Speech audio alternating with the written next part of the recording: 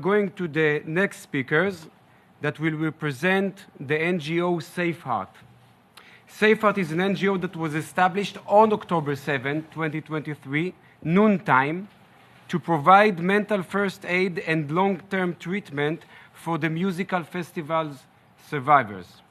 This group of survivors required a unique and innovative therapeutic approach, since many of them suffered the trauma while being under psychedelic effects. To present this innovative approach, we have two special speakers today. The first one is Rita Yedid, founder of Wonder Rita and the Nova survivor. Rita, if I may say, brave Rita, will share her survival story on October 7th and her recovery journey since that horrible day.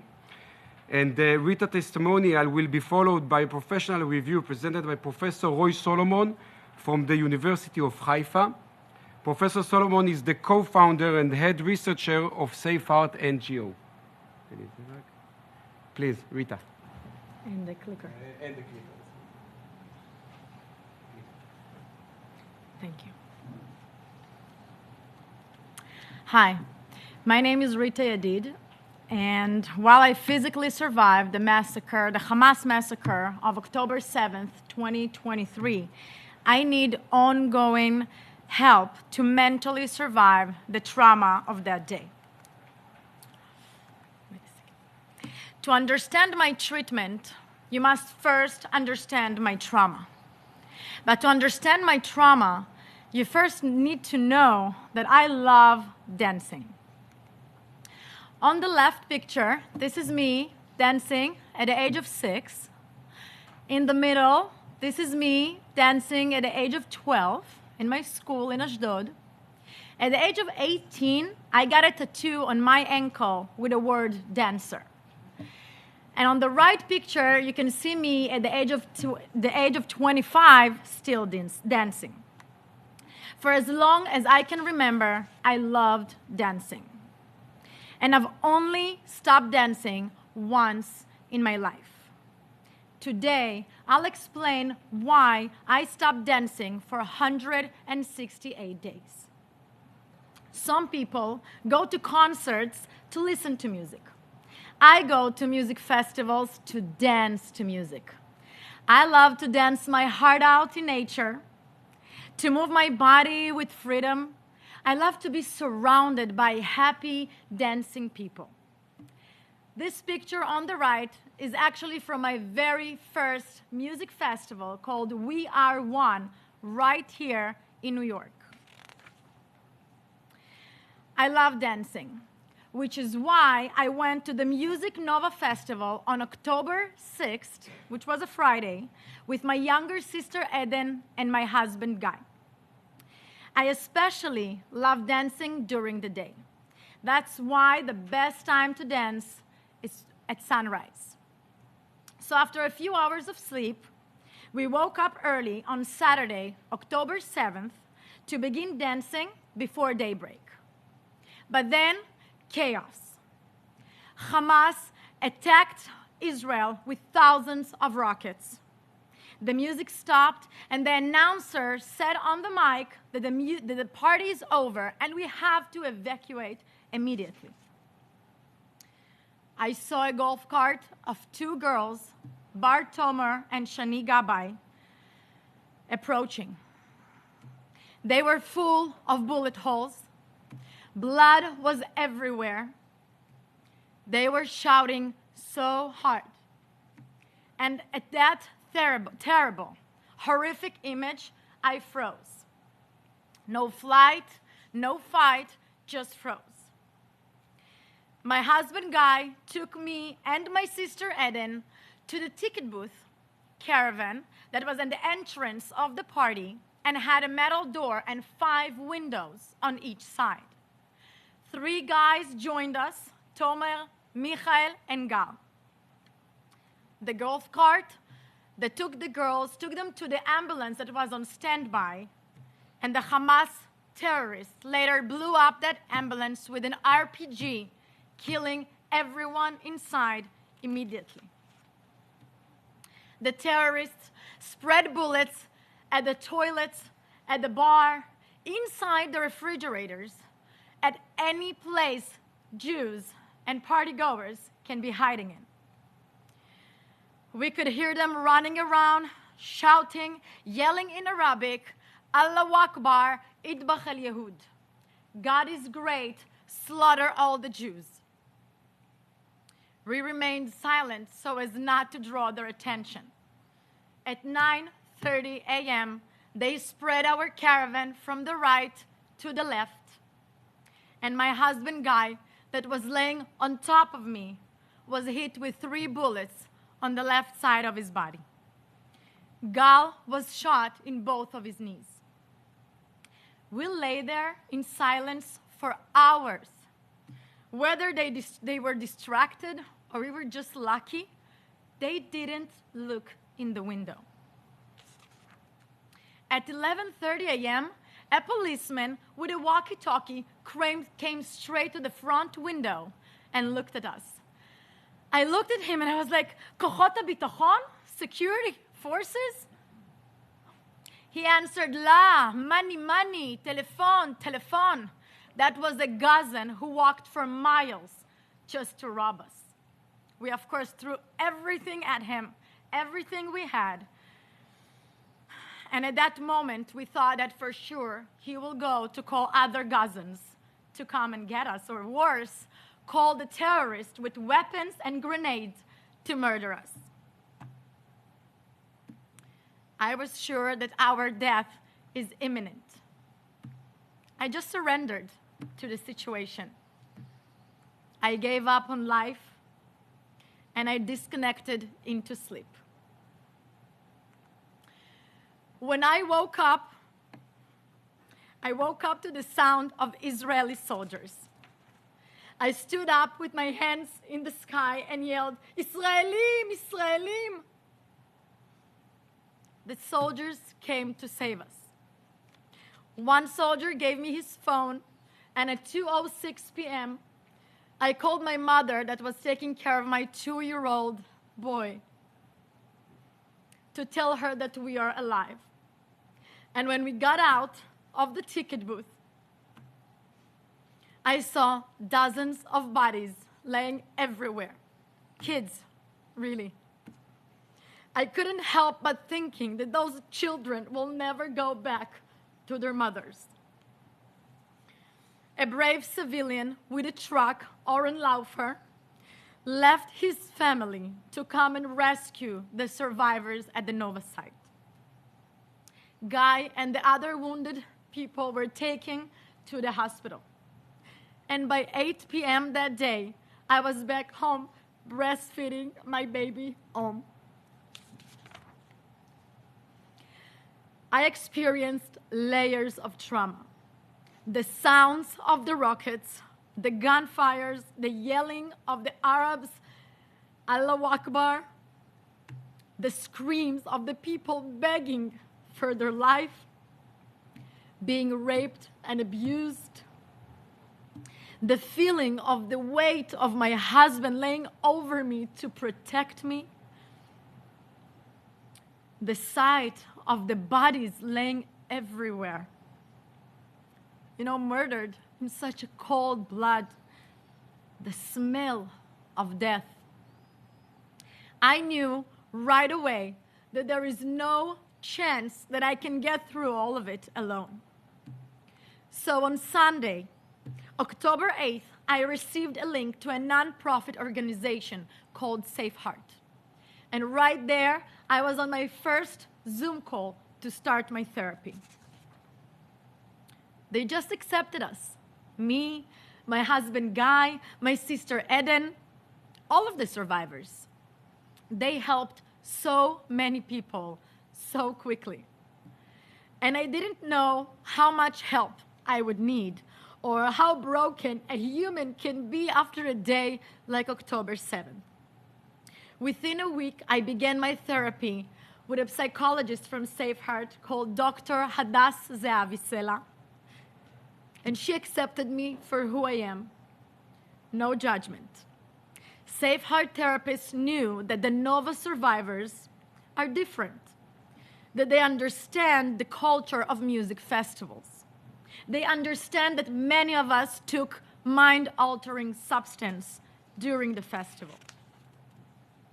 Hadass coached me to divide our conversations into 3 parallel lanes. The trauma of October 7th, how that trauma presents itself today, and how I can build my life with this trauma going forward. SafeHeart also provided therapy to my sister, Eden, and my husband, Guy. SafeHeart hosted retreats and continue to provide support till these days to our families as well. I participated in a research so that we can contribute to healing around the world. I must tell you that the guilt of surviving such a traumatic event can be overwhelming. After October 7th, I decided I will stop dancing. How can I keep on dancing? It's like stomping on all of those people that didn't survive and could never go back to dance. But I had hope for myself and for the survivors. And not only that, SafeHeart supports my mental health every week, knowing that there is no expiration date to that support, gives me the strength to continue. And so my sessions with Hadass continued every week and continues today. Almost 6 months after October 7th was the Jewish holiday of Purim. It was towards the end of March 2024, 1 year ago today. 68 days after October 7th, after dozens of therapy sessions with Hadass, I dressed up like Captain America and I danced my heart out on Purim. And for a year now, I have been dancing. Because for me, when I can dance, I can get back to work. I can get back to a routine. I can be a partner to my husband, Guy, a mother to Om, and I can even speak here at the UN. And thanks to SafeHeart, I won't stop dancing. We won't stop dancing. Thank you so much.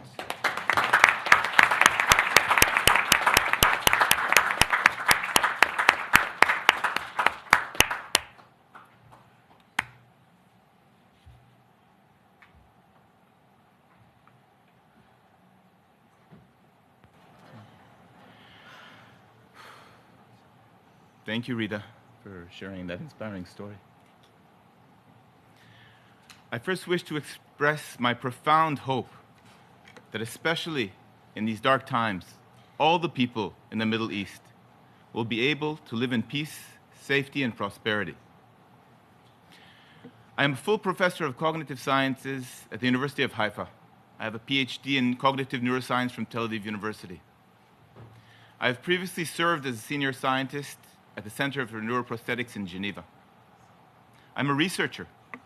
My work has been published in the Proceedings of the National Academy of Sciences, Current Biology, the Journal of Neuroscience, Cognition, and a dozen other publications worldwide. I combine insights from psychiatry, consciousness, and neuroscience to study how the brain makes sense of the world when the world makes less sense. The most important research of my life is yet to be published, but I'm going to share it with you today.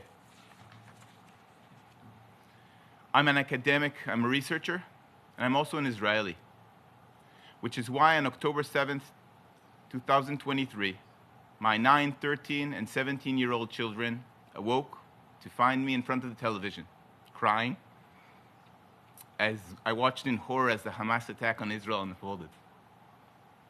On October 7th, the terrorists targeted babies, children, and adults, men and women, Jews and Arabs, the elderly and the disabled. Amongst their victims were 4,000 attendees at music festivals in southern Israel.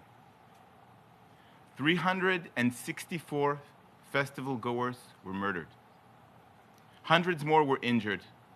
Dozens were taken hostage, dead and alive. Everyone who survived that day survived through the trauma that they will carry for the rest of their lives.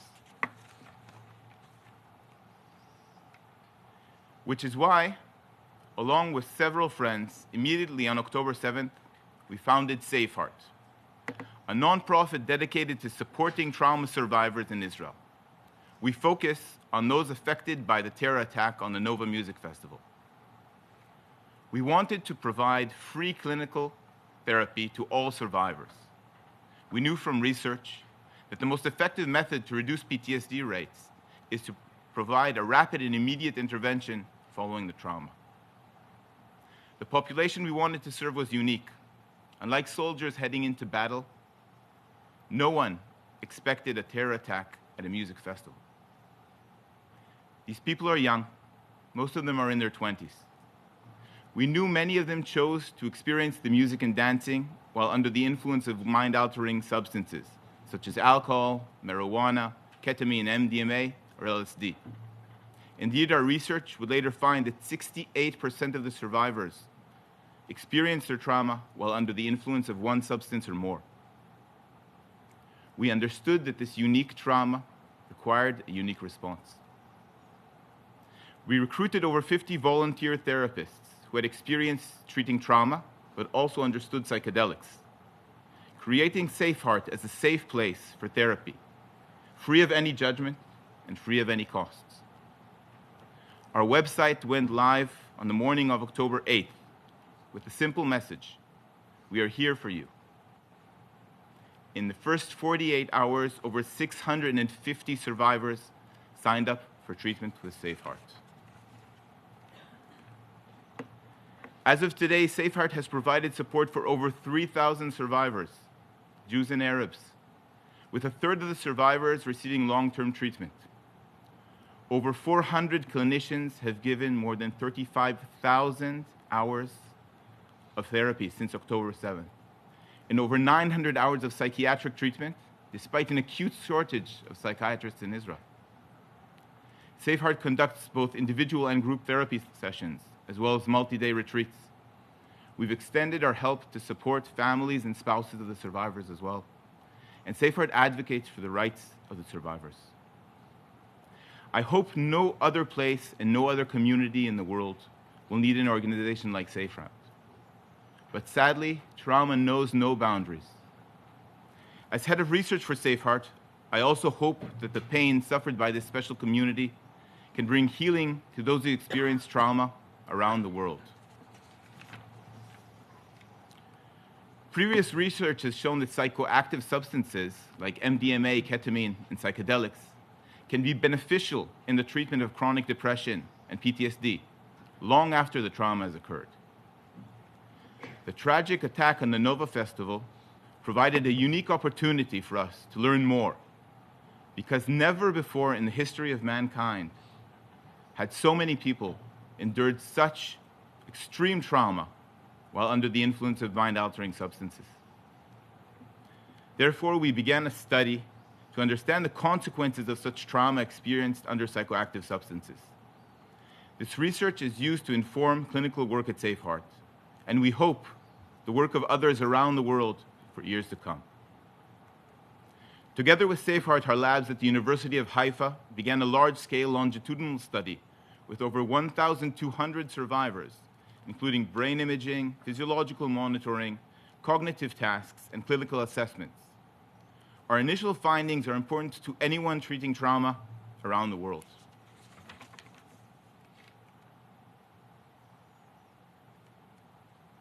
We found that PTSD rates were exceptionally high amongst the survivors of the festivals in southern Israel. Typically, combat veterans of war have PTSD rates of around 15%. Our research shows that over 55% of Nova survivors have PTSD scores above the clinical cutoff. We're already writing a paper about this alarmingly high rate of PTSD. At SafeHeart, we're committed to reducing this number. We also distributed smartwatches to survivors to monitor their heartbeat and sleep patterns for a full month. Our data revealed that survivors with inconsistent sleep patterns subsequently showed significantly more PTSD symptoms.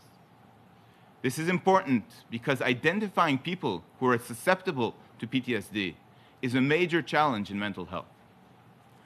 This novel discovery allows us to predict PTSD among survivors remotely, based solely on their sleep consistency, and may allow mental health professionals around the world to better channel resources to the people who need it most. Our data also revealed that survivors who used MDMA during the festival showed less mental distress, reported better sleep, and had more social interactions than those who used alcohol or cannabis, or even those who used no substances at all. Our most significant conclusion might be the most obvious, but it is also the most important. Our data shows that survivors who receive therapy quickly present significantly less symptoms of PTSD, such as sleep problems, intrusive thoughts, or flashbacks. To be clear, the data shows that therapy works, and the therapy SafeHeart has provided has had a critical impact in reducing PTSD. Of course, our research has limitations. This is a tragic natural experiment, and critically, there is a survivor bias, as we can only learn from those who have survived. The SafeHeart intervention model and research are important for every country and every community everywhere. When a mass trauma event strikes, whether it's a natural disaster or an event like 9/11, the fast action of a community that provides therapy quickly and without judgment can have a profound impact and give hope. I'm thankful to the entire SafeHeart family, our research staff, our clinicians, our funders, and most importantly, the survivors and their families who gave us their trust and allowed us to conduct and share this research with the world. Sadly, we are here today because we live in a world fraught with trauma. But at SafeHeart, we believe in a world where everyone's trauma is respectfully recognized and responsibly treated. Thank you.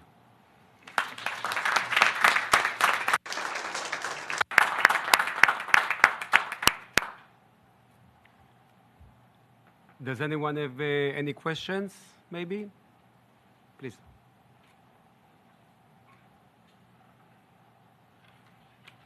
Good afternoon. My name is Gail Davis. I'm still, from what you shared, it hit me. It really did. I'm sorry, because I never cry in the UN like this. But I'm glad to know your husband's still alive. And I hope he's okay after being hit with all of those bullets. I have taught students in Mexico City who are in the Jewish community. I grew up in the Jewish community. I'm not Jewish, but I grew up in the community. My mother worked for a Jewish law firm for 50 years in New York. I am for everyone, and some of you may not agree with that, but I am. And to know that her husband laid over her and protected her that way.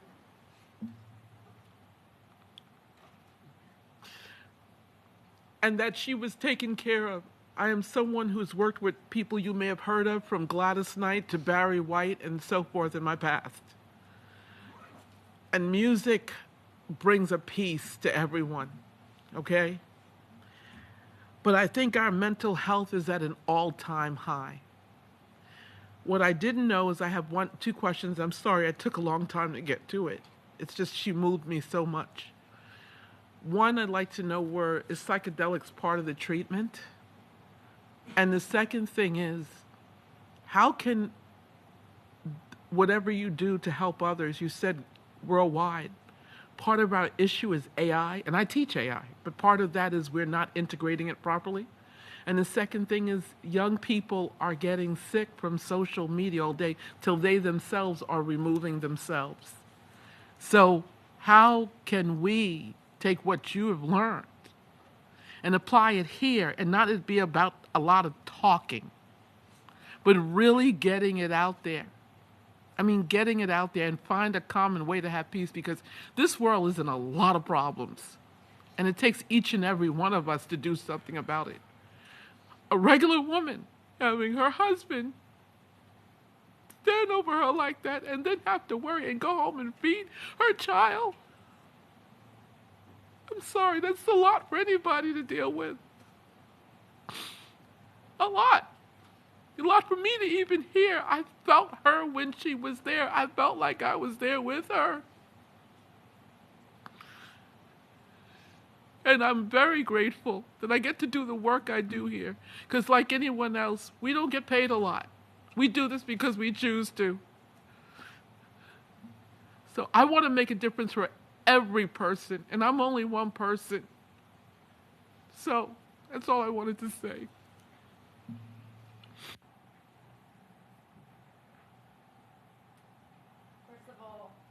Thank you so very much for sharing your feelings. I think that for me, that was the first key in getting better. It's to share. It's to open my feelings of everything that I went there. And that was the first intervention. So first, we weren't treated with psychedelics at no point of the road throughout this year and a half. I had a very good psychologist that didn't leave me alone, even though I had times when I thought that I don't need treatment anymore. The week by week by week, things happened. Every week, every day.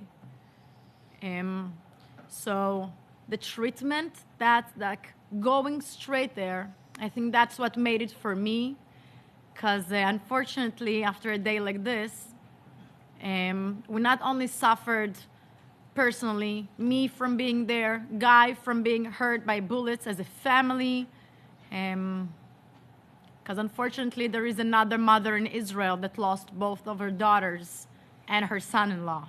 So even my mother needed treatment. My mother went on treatment through SafeHeart as well for parents group.